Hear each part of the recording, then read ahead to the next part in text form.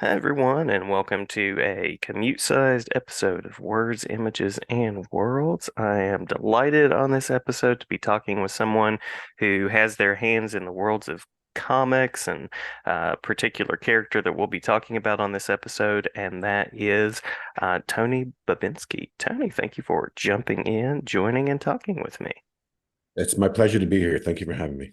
Yeah, my pleasure. Did I get your last name correct? Is that right? Perfect. Great. All right. Said it Um, perfectly. Yeah. All right. So I know that you have a book that's on the way and a character that's on the way, and that is, of course, the Human Fly. But curious about how you got acquainted and introduced to the world of comics and decided that this was the space. Well, I mean, I was a very enthusiastic comic reader um, from, I would say, the age of 7 until still now, but my peak years of buying and reading comics are up until maybe the 1988, something like that. Hmm So the Bronze Age, I think it's called now. hmm Um, And I was 12 years old when the Human Fly appeared as a stuntman doing stunts. So it was the best age, maybe 13, uh, to be completely captivated by the story. And they did the promo here. I'm in Montreal. The promo was done here. So I thought it just really blew my mind. I thought, my God, there's a real superhero and he's here in Montreal. And so um, it really struck me.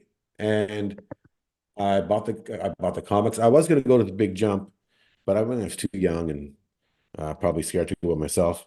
hmm Um, and I read the comics, and I can remember I went to Kenya as a 14-year-old, having a bunch of comics with me on the plane. That was one of the Human Fly comics was one of them. Um, so that sparked my early interest, and then let's go forward many years. Um, and it just in the evolution of my comic, reading, I would say by the late 80s, early to mid 90s, my interest shifted to alternative comics. So, hmm to like Daniel Close and Seth and that kind of stuff. And Robert Crumb. And so as I grew up and my tastes changed, and of course, my tastes got more indie and shifted to that area when it was, really picking up. So the brothers Hernandez, um, that kind of stuff. hmm And so, and I work in communications. I'm a creative director and a writer, and I've always been interested in the graphic element of comics, like the drawing of comics. And as a kid, and if I'm making these answers too long, just cut me off. But You're fine. You're fine. uh, I've met Michael Uslan over the years, who's the executive producer of the Batman films, Uh-huh. and he reminded me that when he was a kid, he's older than me. There was sort of shame associated with liking comics because of seduction of the innocent and this the kind of fear of comics that was generated by Frederick Wertham. So by the time I was reading comics in high school, I kind of felt weird. Like it felt like a weird pursuit, Mm-hmm. isolating, like kind of a nerdy thing to do. And then when I got into my profession, I would meet all these art directors and graphic artists who I worked with, and they were all into comics. Like they would, we could speak to shorthand. Oh, did you see, do you like Jim Aparo? Yeah, me too. He's great. hmm Um, so, um, so it kind of legitimized my interest. Anyway, so I've always been interested, always read about, kept reading about comics, if not actually reading comics, and I still have an interest in in the form, especially in the great artists too. So fast forward to about more recent history, like maybe a little less than 20 years ago. I was writing a screenplay, um, and the producer on that project said, if you can find a project that mixes documentary and fiction, I'll back you as the director. And if you can make it for less than $1 million or $1 million, and I remember thinking, yeah, the human fly. I think it's hmm not related to Montreal. and we could probably get, Canadian and Quebec government funding. So my brother Bob Babinski is a journalist, uh, and uh, and we tracked down the rights to this company called Roma Foods, the Ramiseries in Montreal. They're Italian sausage makers. And this guy, Giuseppe Ramsieri, who is now passed on, was the rights holder. So I called him up and I said, is this Joe Ramsieri? He goes, yeah, this is Joe Ramsieri. He had a voice like that. He's a real Hmm. character. And he told me the story of how he and his brother and a friend created the character and then funded the stunts. And the whole behind the scenes story was so interesting that became my focus for a long time. Yeah. And so we've been developing the project for years. Uh, there's been a lot of interest over the years. We had a deal with ABC for a while to develop a new reality show where we would have brought him back. Um, and currently there's a bunch of stuff. There's a documentary being in development where we're actually trying to find Rick. So if your listeners and viewers are watching this, Hmm. there's an article in the Waterloo Record that came out earlier this week, and they think they've tracked down Rick Rojat, who did the stunts, to a senior's residence in the Waterloo area. And so we're trying to find him to interview him, because once that Hmm. interview is cleared, the documentary comes together. That's one thing. The other thing is that, yes, there's a new comic that's coming out from IPI in July, and I wrote an 8-page backup story for it. Um, a backup story. Is that what they're still called? Anyway, an eight-page I story think for it. so. Yeah, I think Yeah. that works well. Yeah. And I had written another story for an earlier kind of return publication that we're not too pleased with, so I don't want to talk about it too much. But but yeah, we're establishing the mythos, because what I found out in the intervening years is that, well, I found the back up story interesting. There were a lot of people who were still interested in the Fly as a character, a lot of fans.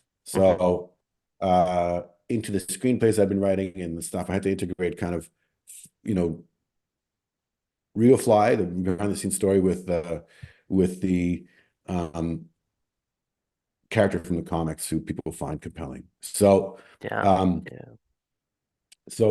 that's my specific interest.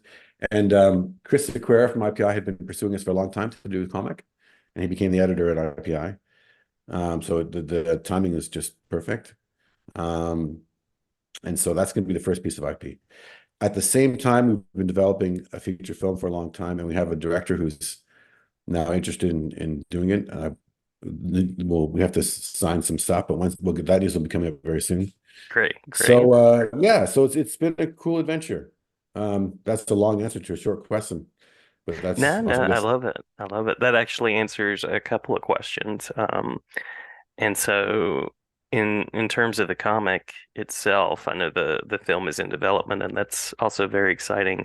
Anything that you would want to share to sort of tee up listeners as far as what to expect and when to expect it?